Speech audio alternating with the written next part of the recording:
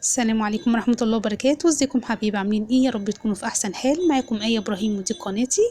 باذن الله هعمل معاكم النهارده مكسرات البطاطس، حاجه بقى كده مقرمشه من بره وطريه من جوه. بس عايزه اقول لكم ان ميكس القرمشه والطراوه اللي من جوه دول عاملين طعم لذيذ جدا جدا. آه باذن الله الفيديو يعجبكم ويعجب اولادكم. تعالوا بقى كده نشوف الطريقة، بس ما تنسوش اللايك والاشتراك في القناة فضلا طبعا. تعالوا بقى كده يلا بينا نشوف الطريقة. اول حاجة بقى معايا كده حبتين من البطاطس، دول حوالي كده يعني لو وزناهم هيطلعوا حوالي ربع كيلو.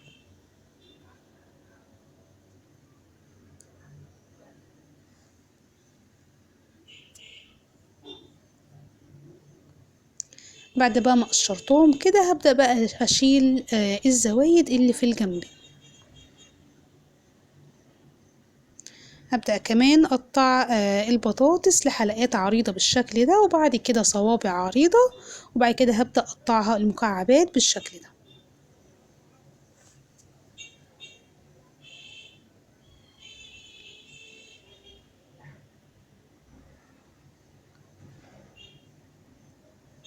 هنا خلاص بقى اهو خلصت الكمية اللي معايا. طبعا الزوايد دي طبعا عندك حل من الاتنين، واللي حابة طبعا اعمليه طبعا، يا تسلقيها طبعا وتعمليها بطاطس مهروسة، يا تحمريها في الزيت عادي جدا.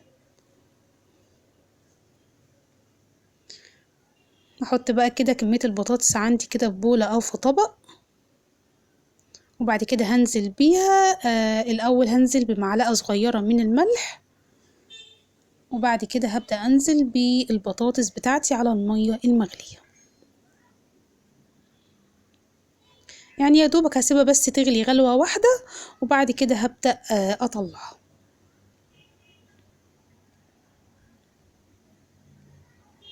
بعد طبعا ما اطلع مية فيها تلج. طب ليه مية بتلج؟ عشان اوقف عملية السواء بتاعتها.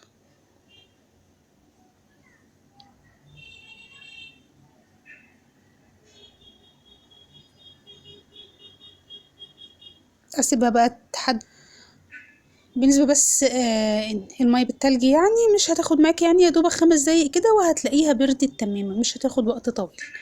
طبعا بعد ما تبرد تماما هبدأ ان انا اصفيها عندي كويس جدا من المية بالشكل ده.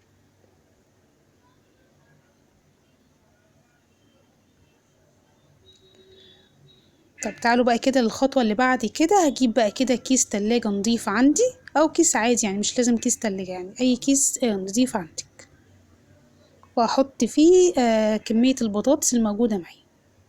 احط كمان معلقتين كبار من النشا.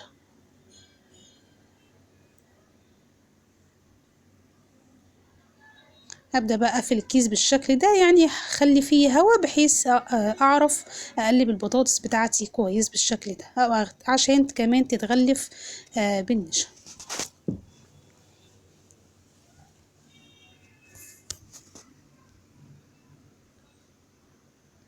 بعد كده طبعا هنزل بالبطاطس على زيت طبعا سخن جدا.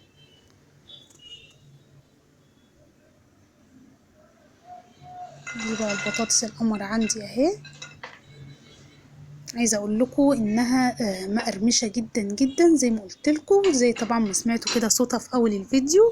مقرمشه ميه من جوه، حاجه كده عامله زي المقرمشات اللي بنشتريها من بره، بل واحسن كمان لانها طبعا معموله في البيت. كفايه طبعا ان انت عاملاها بايديكي، فضامنه طبعا النظافه والجوده.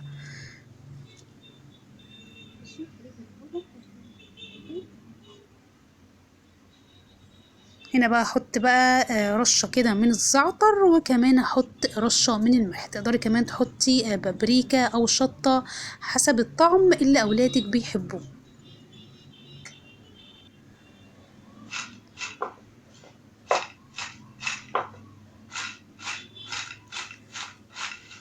عايزة اقول لكم كمان انها لذيذة جدا جدا وعجبتني وعجبت ابني جدا.